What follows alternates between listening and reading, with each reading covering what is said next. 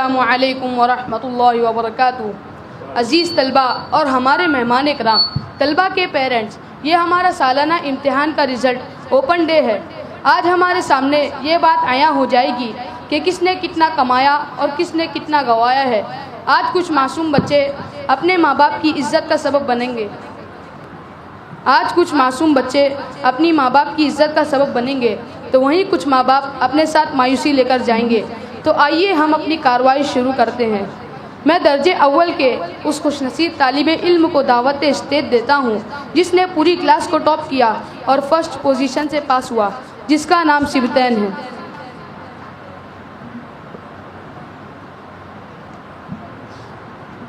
मोहतरम सामीईन, इस कामयाबी पर सबसे पहले अपने रब का शुक्रगुजार हूँ। इसके बाद अपने प्यारे अम्मी अब्बू का, जो मुझे बड़े शौक़ और दिलचस्पी से पढ़ने के लिए तैयार करते हैं और मेरी पढ़ाई पर भरपूर तवज्जो देते हैं। इसके बाद वो दूसरा होनहार तालिबे इल्म जो सेकंड पोजीशन से कामयाब हुआ, जिसका नाम अफ़ान है। अफ़ान स्टेज पर आए। काबिल एहतराम असातिज़ा और लायक एहतराम सामीईन, मेरी इस कामयाबी में जहाँ नुसरत खुदाबंदी के साथ साथ मेरे मुशफ़िक़ उस्ताद की शफ़क़त और मेरी ज़ाती कद्दो काविश कार फरमा है, और वहीं मेरे माँ बाप की सच्ची लगन और दीनी तालीम से उनकी सच्ची अक़ीदत का भी दखल है। वो मेरे दीनियात के असबाब को पूछते और मैं जो कुछ पढ़ कर जाता हूँ हमारे वालिदैन उसको सुनते हैं। मैं सबका शुक्रगुजार हूँ।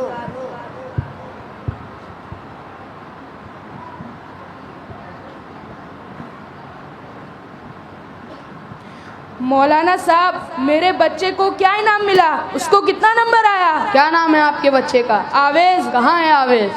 जी हज़रत। पूरी क्लास में सबसे कम नंबर लाया है। बस एक नंबर ने इनकी इज्जत बचा ली, वरना फेल थे। मौलाना साहब, मेरे बेटे पर इतनी लापरवाही क्यों? खादिम साहब, ज़रा कंप्लेन वाला रजिस्टर लाना।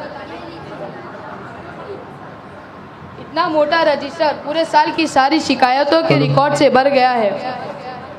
हाय, इतनी शिकायतें! क्या करता है मेरा बेटा? जनाब, ये मत पूछिए कि जुर्म क्या है। ये 300 सफ़हात में पूरी किताब है, कितना पढ़कर सुनाऊं। ये पूछिए कि मेरा बेटा कौन सा जुर्म नहीं करता। बीड़ी, सिगरेट, गुटखा, तंबाकू वगैरह सब इस्तेमाल करता है।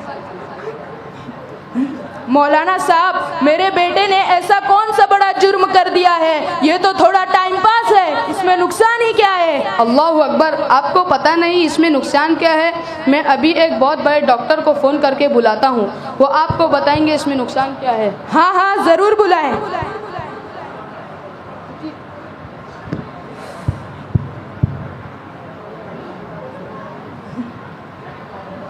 हेलो डॉक्टर साहब, अस्सलामु अलैकुम। वालेकुम अस्सलाम वरहमतुल्लाहि वबरकातुहू। कहाँ हैं आप? ज़रा स्टेज पर आएंगे? जी ज़रूर, मैं अभी आता हूँ।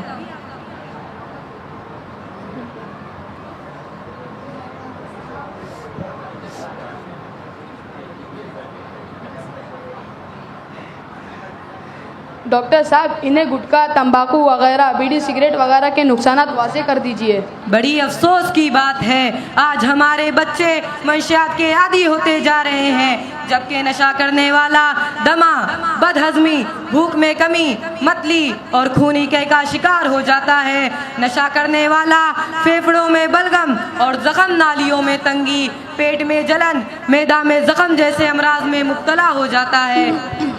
सुना आपने? और आप कह रहे थे इसमें नुकसान क्या है? माफ़ कीजिए मौलाना साहब, मुझसे बड़ी भूल हो गई। मुझे अपने बेटे पर नज़र रखनी चाहिए। आइंदा इसको पैसे बहुत कम मिलेंगे और मैं खुद इसकी ज़रूरियात ला कर दूंगा। मैं आप हजरात का शुक्रगुजार हूँ कि आपने हकीकत से पर्दा उठा दिया। अल्लाह ताला आपको जज़ाए खैर दे। अस्सलामु अलैकुम।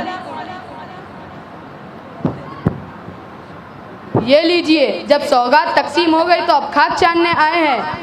आज भी अपनी फितरत से बाज नहीं आए। क्यों रेहान, ये कौन सा टाइम है मदरसा आने का? अब तो प्रोग्राम ख़त्म होने को है। मौलाना साहब, ट्यूशन में थोड़ी देरी हो गई थी, इसलिए आने में ताख़ीर हो गई है। पूरे साल आपका बच्चा ताख़ीर से आता है, घंटा ख़त्म होने में 5 या 10 मिनट बाकी रह जाता, गोया छुट्टी का टाइम बताने आता है। मौलाना साहब, स्कूल और ट्यूशन का होमवर्क ही काफ़ी रहता है, इसी में पूरा वक्त निकल जाता है। देखिए, ये रहा आपके बच्चे का रिज़ल्ट। इनके नंबरात कुरान में 50 में से 5, तजवीद में 50 में से 6, अक़ाइद और मसाइल में 50 में से 7.5, इस्लामी मालूमात में 50 में से 0। गोया के पूरे मदरसे में नीचे से फर्स्ट पोजीशन पर यही है। मेरे भाई, ये कौन सा इस्लाम है और कौन सी मुसलमानी? क्या नबी से 5 या 10 मिनट की मोहब्बत है? क्या नबी के कुरान की हैसियत अंग्रेज़ी के मुकाबिल बस इतनी है कि हाज़िरी हो जाए? क्या दीन इस्लाम से यही अक़ीदत है कि नबी का दीन सीखने के लिए वक्त ही नहीं है? मेरे भाई, कल मैदान महशर में जब नबी का सामना होगा तो क्या जवाब होगा? अफसोस हमारे पेरेंट्स पर कि स्कूल टाइम के लिए अपनी प्यारी नींदें कुर्बान कर देते हैं, पर मकतब भेजने और बच्चों को दीन सिखाने के लिए उन्हें फुर्सत नहीं मिलती। मेरे भाई, समझ जा, कल क़यामत के दिन नबी की ये शिकायत हमारे बारे में होगी। कुरान में है, वक़ाल अर्रसूलु या रब्बी इन्न कौमी इत्तख़ज़ू हाज़ल कुरआन महजूरा। नबी सल्लल्लाहु अलैहि वसल्लम फरमाएंगे, ऐ मेरे रब, मेरी कौम ने कुरान को छोड़ दिया। मेरे मुसलमान दोस्त, भूला हुआ सबक याद करने का आखिरी मौका कब आएगा? ये सवाल हम खुद से क्यों नहीं पूछते कि हमने कुरान पकड़ रखा है? क्या इस पर हमारा अमल है? क्या इस पर हमारा मुकम्मल यकीन है? क्या इसकी सही तिलावत हमसे होती है? अगर जवाब नफ़ी में है और यकीनन नफ़ी में है तो याद रखना, खुदा दुल जलाल के दरबार में नबी की ये शिकायत हमारे बारे में होगी। अल्लाह हमारी मग़फ़िरत फरमाए, कुरान के तमाम तक़ाज़ों को पूरा करने वाला बनाए। आमीन। मौलाना, आपने तो मेरी आंखें खोल दी। अब मेरे ज़िंदगी का मिशन आखिरत की कामयाबी होगी और मेरे भाग दौड़ का मकसद आखिरत की रुसवाई से निजात पाना होगी। दीनी तालीम हमारी तरजीह होगी और खुदा व रसूल की रज़ामंदी हमेशा पेश नज़र होगी। अल्लाह आपको जज़ाए खैर दे और हम सबको अमल की तौफीक दे। अस्सलामु अलैकुम व रहमतुल्लाह।